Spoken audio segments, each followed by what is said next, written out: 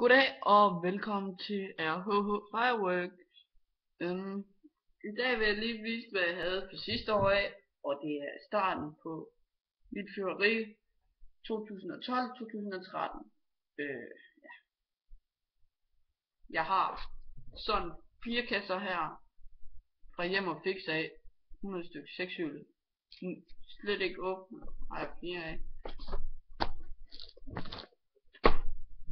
Og så har jeg en pakke sidste år, da min ven var ude. Der fik jeg ham som er fra Nyborg med prop på.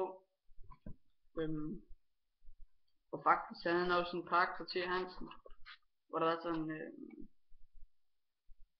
sådan en tekstjul her.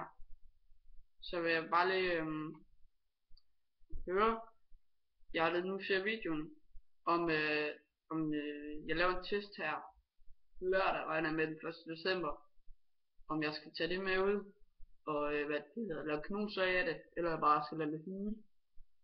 Det må jeg meget gerne kommentere, og de andre hæksyl, som er i pakken, de så sådan noget, der står super hyle på, men jeg har prøvet nogle af dem, det er bare noget værd lort, altså, de skal bare lave sådan til kanonslag.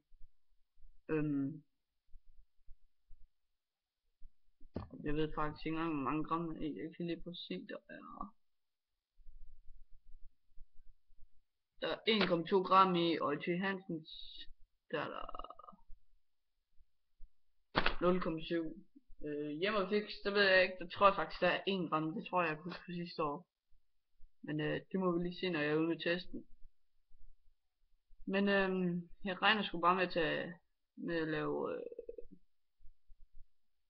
hvad det hedder, kanonslag ud af det her superhyld, hvor det er virkelig noget lort.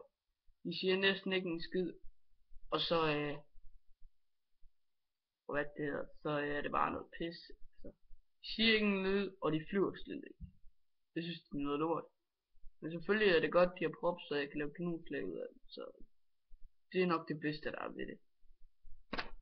Men det var det. 5 kasser heksehyld, der er cirka 450 heksehyld, og jeg regner med, at jeg flytter dem af før jul, så jeg gider ikke have heksehyld i år. Så de egentlig er gode nok til at lave kanonslag af, sådan noget. Men så ses vi den 1. december. Hej.